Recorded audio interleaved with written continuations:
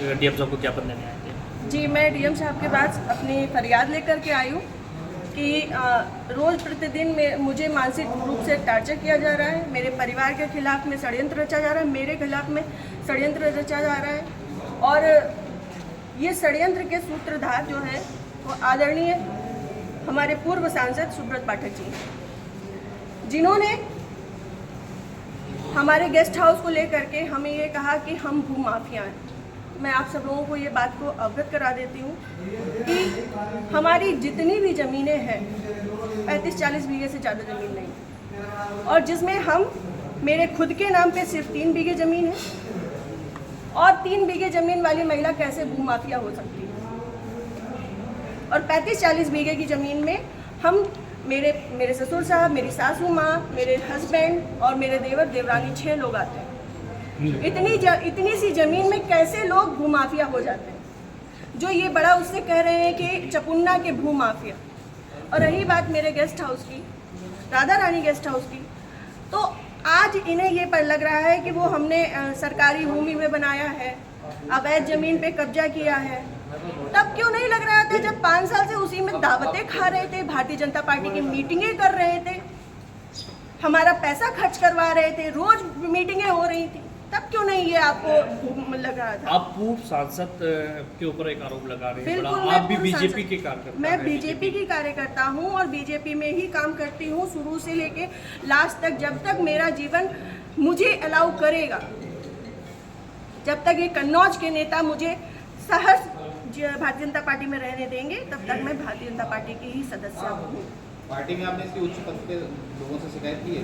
मैंने ये इस विषय के बारे में यहाँ से लेके प्रदेश अध्यक्ष तक को सबको सारी बातें पता है, और आज से नहीं पता है, ये पिछले 2 सालों से पता है। मेरे पिताजी, मेरे ससुर साहब, मेरे हस्बैंड, मेरे हम सब लोगों के लिए हत्या तक का मतलब षड्यंत्र रचा जा चुका है, और विगत के चुनाव के निर्णय के बाद ही रचा गया। पिछली 4 जून को रिजल्ट आया है, पिछली 3 जून को ये हमारे गांव गए थे। हमारे गांव जाकर के इन्होंने, हमारे राइवल्स हैं जो, उनके घर जाकर के इन्होंने 2 घंटे की बैठक रखी जिसमें षड्यंत्र रचा गया। और उसके बाद ही उसी दिन इनके एक प्रमुख कार्यकर्ता कहिए, चमचे कहिए, कुछ भी कहिए, वो जीतू त्रिपाठी, उन्होंने मेरे ससुर साहब को फ़ोन किया, जिसकी मैं रिकॉर्डिंग आप सबको भेजूंगी और चाहूँगी कि मीडिया में आप चलाएं। उन्होंने मेरे ससुर साहब को धमकी दी कि अगर चपुन्ना चुनाव नहीं जीता तो आपको 4 तारीख के बाद देख लिया जाएगा।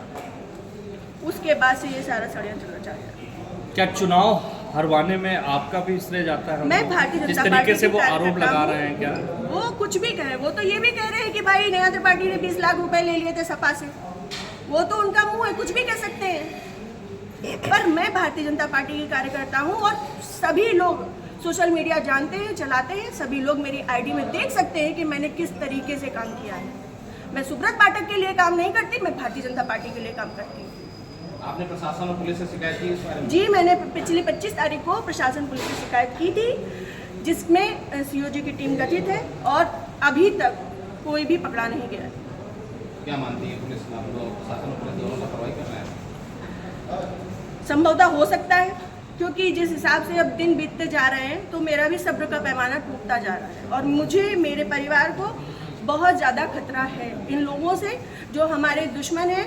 चूँकि सुब्रत पाठक जी ने, हमारे जो राइवल्स हैं, सभी आजीवन कारावास के मुजरिम हैं। सभी आजीवन कारावास के मुजरिम हैं। मैंने इसमें लिख के भी दिया है, संदीप तिवारी, प्रदीप तिवारी, मनोज अग्निहोत्री, ये बलात्कारी केस के और आजीवन कारावास, गैंगस्टर, इन पे सब तरीके की धाराएं लग चुकी हैं इनमें, ऐसे लोगों के साथ में। और जिसको इन्होंने हम लोगों की सुपारी दी है, अखिलेश यादव उर्फ छक्की, वो इनके, हाँ, यहाँ ठटिया का ही निवासी है, गांव झहुआ है उसका।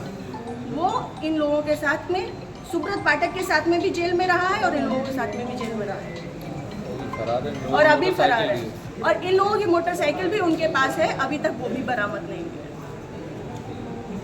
है। ये लोग सिर्फ मेरा मानसिक, शारीरिक और चारित्रिक शोषण करते आ रहे हैं 2 साल से। मैं 3 साल से मैं बहुत ज़्यादा परेशान हो चुकी हूँ।